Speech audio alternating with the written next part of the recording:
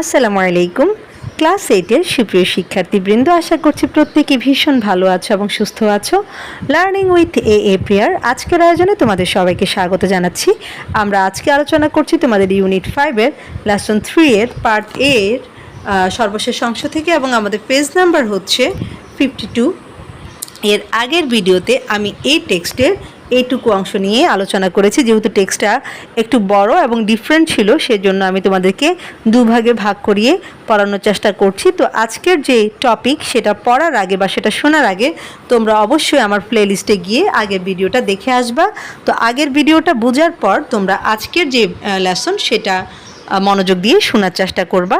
তো আশা করছি তোমাদের আজকের এই লেসনটা ভালো লাগবে বা আমার প্রচেষ্টা সফল হবে। তো চলো শুরু করি। তো এখানকার প্রথম লাইনে বলছে, in a circle around them, অর্থাৎ এই যে বাচ্চা ভালুকেরা বা কিশোর ভালুকেরা তারা হচ্ছে কি করে, তাদের চারপাশে বৃত্তাকারভাবে জড়ো হয়। They gather out of the wind, হ্যাঁ, তারা হচ্ছে কি করে, বাতাস থেকে একটু বাইরে আসে, অর্থাৎ যেখানে বাতাস নেই, হ্যাঁ, সেরকম একটা জায়গায় আসে। At the centre of a sparkling, এবং যেখানে কি হচ্ছে দেখো উজ্জ্বল দেখাচ্ছে এরকম সার্কুলার ক্র্যাটার লেফট বাই ম্যাথিউরাইট। এই শব্দগুলো একটু নতুন তোমাদের জন্য। সার্কুলার মানে হচ্ছে বৃত্তাকার, হ্যাঁ, ক্র্যাটার মানে হচ্ছে গর্ত, লেফট বাই দ্য ম্যাথিউরাইট। যে ম্যাথিউরাইট মানে হচ্ছে এটাকে বলা যায় হচ্ছে উল্কাপিণ্ড, হ্যাঁ, অর্থাৎ এই যে কোনো এক সময়ের উল্কাপিণ্ড পড়ে এখানে একটা বৃত্তাকার গর্ত তৈরি হয়েছিল, এবং তারা কি করে ওই গর্তটার কাছে জড়ো হয়।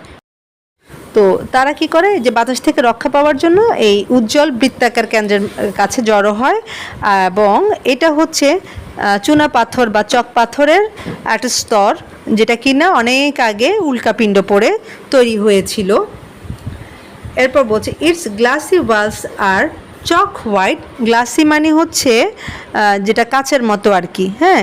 তো এটার কাচের মতো দেয়ালগুলো হচ্ছে একেবারে চক হোয়াইট, মানে চুনের মতো সাদা বা চকের মতো সাদা। It's flat floor is covered with white gravel, এবং এটার যে সমতল মেঝে, হ্যাঁ, ফ্ল্যাট মানে হচ্ছে সমতল, ফ্লোর মানে হচ্ছে মেঝে। এটার সমতল যে মেঝে এটা হচ্ছে সাদা পাথর চূর্ণ দ্বারা একেবারে ঢেকে আছে। হোয়াইট গ্র্যাবল মানে হচ্ছে আমরা সাদা পাথর চূর্ণ বলতে পারি, কেমন। তো এটার যে চকচকে দেয়ালগুলো এটা হচ্ছে কেমন সাদা রঙের মতো বা চকের মতো সাদা রঙের। আর এটার যে সমতল মেঝে এটা হচ্ছে সাদা নুড়ি পাথর দিয়ে ঢাকা বা পাথর চূর্ণ দিয়ে ঢাকা আছে বা আবৃত আছে।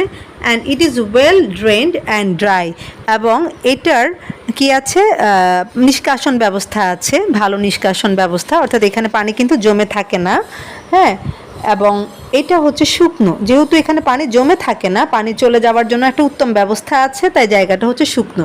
তার মানে এটার যে চকচকে দেয়ালগুলো এটা হচ্ছে সাদা রঙের, এবং এটার যে সমতল মেঝে এটা হচ্ছে সাদা রঙের নুড়ি পাথর দিয়ে ঢাকা, এবং এখানে পানি নিষ্কাশনের একটা উত্তম ব্যবস্থা আছে, এবং সেই জন্য জায়গাটা হচ্ছে শুকনো। নো ভেজিটেশন গ্রোজ উইদিন, এখানে কি হয় না, কোনো ধরনের উদ্ভিদ জন্মায় না। when the moon rises above it, যখন চাঁদের আলো বা চাঁদ এটার উপরে পড়ে, the light reflected of the walls, এবং এই দেয়ালগুলোতে আলোটা প্রতিফলিত হয়। fills the crater with a pool of moonlight, এবং এই যে গর্তটার কি হয়, যে চাঁদের আলোয় এই জলাধারটা একদম পরিপূর্ণ হয়ে যায়। তার মানে চাঁদটা যখন একেবারে উপরের দিকে উঠে, মাথার উপরে উঠে, তখন দেয়ালগুলোতে সেই চাঁদের আলোটা প্রতিফলিত হয়, এবং এই যে চাঁদের আলো চারদিকে প্রতিফলিত হয়, এটার মধ্য দিয়ে মনে হয় কি একেবারে চাঁদের আলোর বন্যা বয়ে যাচ্ছে সেখানে, কেমন। তো আবার আমরা এইভাবেও বলতে পারি, যখন চাঁদের আলো পড়ে, হ্যাঁ, এখানে দেয়ালগুলো থেকে সেটা প্রতিফলিত হয়, এবং এই যে গর্তটা আছে, যে গর্তটার কথা আমরা একটু আগে বললাম, হ্যাঁ, সেটা একেবারে চাঁদের আলোয় ভরে যায়, এবং যখন এরকম করে চাঁদের আলোটা পড়ে মনে হয় কি চাঁদের বন্যায় এখানে ভেসে যাচ্ছে, এরকম মনে হয়। সো দ্যাট, ফলে বা এতে করে It is twice as bright on the crater floor as anywhere else in that vicinity. এবং এর ফলে কি হয়, এই যে গর্তের মাঝে আশেপাশে যে জায়গাগুলো আছে এটা সেগুলোর তুলনায় প্রায় দ্বিগুণ বেশি উজ্জ্বল থাকে। যেহেতু অনেক বেশি চাঁদের আলো পড়ছে এখানে, সেজন্য এখানকার চাঁদের আলোটা অন্যান্য জায়গার তুলনায় প্রায় দ্বিগুণ বলে মনে হয়। আর এখানে দেখো পুল মানে হচ্ছে জলাধার, এখানে অর্থগুলো একটু বলে দিই। পুল মানে হচ্ছে জলাধার, টোয়াইস মানে হচ্ছে দ্বিগুণ, হ্যাঁ। আর ভিসিনিটি মানে হচ্ছে আমরা বলতে পারি আশপাশ বা নিকটবর্তী জায়গা। তো তার মানে দেখো এই যে আশেপাশের জায়গার তুলনায় এটার আলোটা তখন হচ্ছে একেবারে দ্বিগুণ দেখায়। সায়েন্টিস্ট স্পেকুলেট দ্যাট, সায়েন্টিস্ট মানে হচ্ছে বিজ্ঞানী, স্পেকুলেট মানে হচ্ছে ধারণা বা অনুমান, অর্থাৎ বিজ্ঞানীরা অনুমান করলেন that originally the full moon had reminded the two bears of the circus spotlight. অর্থাৎ বিজ্ঞানীরা অনুমান করলেন যে মূলত এই যে পূর্ণিমার আলো ভালুক দুটাকে ওই সার্কাসের যে স্পটলাইট বা স্পষ্ট আলো রয়েছে সেটার কথা মনে করিয়ে দেয় বা স্মরণ করিয়ে দেয়।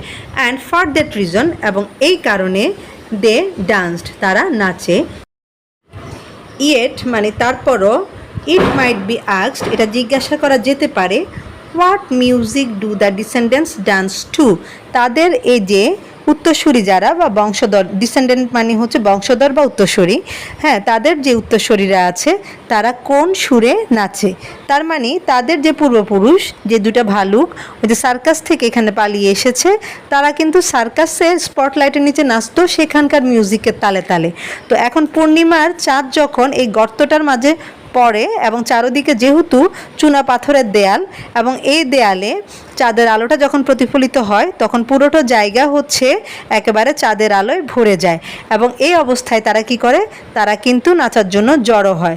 এখন প্রশ্ন হচ্ছে সেখানে তো আর কোনো মিউজিক নাই, তাহলে তারা কোন সুরের কারণে এখানে নাচে। ফ ইন ফ, থাবার সাথে থাবা মিলিয়ে, স্টেপিং ইন ইউনিশন মানে হচ্ছে একসাথে বা সঙ্গতি বজায় রেখে আর কি, অর্থাৎ একসঙ্গে তাল মিলিয়ে তারা যে নাচে। What music can they possibly hear, সম্ভাব্য কোন সুর তারা শুনে, ইনসাইড দেয়ার হেডস, তাদের মাথার ভেতরে। অ্যাজ দে ডান্স, যেহেতু তারা নাচে, আন্ডার দ্য ফুল মুন, পূর্ণিমার চাঁদের নিচে বা পূর্ণচন্দ্রের নিচে, অ্যান্ড দ্য অরোরা অস্ট্রালাইস, এবং অরোরা অস্ট্রালাইসের নিচে। As they dance in brilliant silence, এবং যেহেতু তারা কি করে নীরবতায় নাচে বা উজ্জ্বল নীরবতায় তারা নাচে বা দুর্দান্ত নীরবতায় তারা নাচে। তো এই যে তারা যে নাচে অরোরা অস্ট্রালিসের নিচে বা পূর্ণ চাঁদের নিচে, এভাবে সুন্দর করে থাবার সাথে থাবা মিলিয়ে একে অন্যের সাথে সঙ্গতি বজায় রেখে যে খুব সুন্দরভাবে নাচে, তারা আসলে সম্ভাব্য কোন সুর তাদের মাথার ভিতর শুনতে পায় বা কোন সুরের কারণে তারা এই সুন্দর নীরবতায় নাচে সেটা তারা জানতে চায়। কারণ সেখানে তো শুধুমাত্র চাঁদের আলো আছে, হ্যাঁ, এবং চাঁদের আলোটা তাদের জন্য স্পটলাইটের কাজ করছে, কিন্তু সেখানে তো অন্য কোনো মিউজিক নেই। তাহলে কোন মিউজিকের কারণে তারা নাচে, এই প্রশ্নটা কিন্তু করা যেতেই পারে। তো ভীষণ ইনফরমেটিভ একটা টেক্সট আমরা পড়লাম, যদিও এই টেক্সটের অনেকগুলো অর্থ আমাদের কাছে নতুন এবং অর্থগুলো বোঝা একটু ডিফিকাল্টও। তো আমি চেষ্টা করেছি আমার জায়গা থেকে তোমাদেরকে খুব ভেঙে ভেঙে বলার জন্য, অর্থগুলো বলে দিয়েছি। আশা করছি আলোচনাটা তোমরা বুঝতে পেরেছো। তারপরও কোথাও যদি কোনো সমস্যা থেকে থাকে তোমরা কমেন্টে জানাতে পারো, আমি তোমাদের কমেন্টগুলো দেখে আনসার দেওয়ার চেষ্টা করব। তো এখন বিদায় নিচ্ছি, পরবর্তীতে তোমাদের যে লেসন সেই লেসন থেকে আলোচনা করব। সে পর্যন্ত সবাই ভালো থাকো, সুস্থ থাকো, আর লার্নিং উইথ এ প্রিয়ার সাথেই থাকো। আল্লাহ হাফেজ।